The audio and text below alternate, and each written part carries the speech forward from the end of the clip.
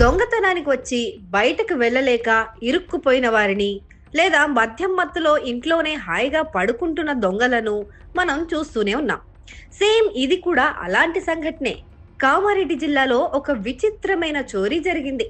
దొంగతనానికి వచ్చిన వ్యక్తి తిరిగి వెళ్ళలేక అక్కడే నిద్రపోయి చివరికి ఇంటి యజమానులకు చిక్కాడు.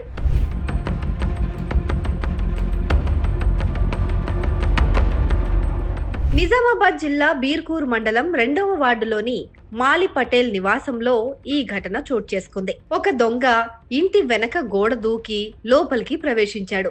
వంటగది, పూజ గదిలో ఉన్న వస్తువులతో పాటు కొంత డబ్బును ఒక సంచిలో నింపుకున్నాడు. అయితే వచ్చిన మార్గంలో ఆ సంచితో వెళ్లడం సాధ్యం కాలేదు.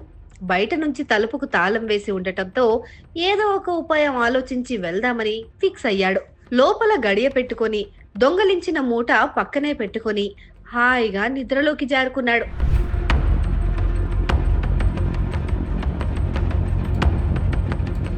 సాయంత్రం దేవుడికి దీపం పెట్టడానికి ఇంటి యజమానులు తాళం తీయగా లోపల గడియ సరిగా లేకపోవడంతో తలుపులు తెరుచుకున్నాయి. అప్పుడే లోపల దొంగ నిద్రపోతూ కనిపించాడు. భయాందోళనకు గురైన ఇంటి యజమానులు వెంటనే స్థానికులకు సమాచారం అందించారు. గ్రామస్తులు దొంగను పట్టుకుని పోలీసులకు అప్పగించగా బాధితుల ఫిర్యాదు మేరకు పోలీసులు కేసు నమోదు చేసి దర్యాప్తు చేస్తున్నారు.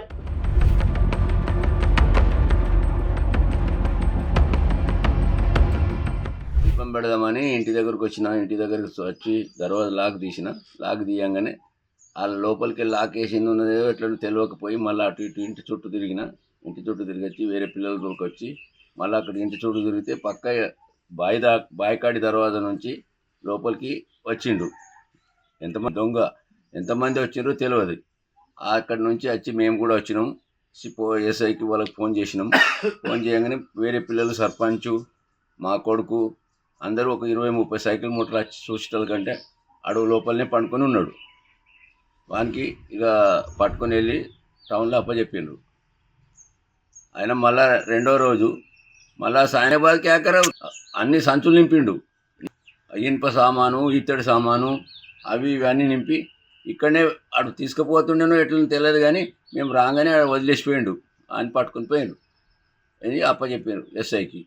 మళ్ళీ రెండో రోజు మళ్ళీ వచ్చి ఇట్లా చేస్తుంటే మళ్ళీ రాత్రి చేస్తే ఆ ఎస్ఐకి చెప్పినాం, వదిలేసిండు.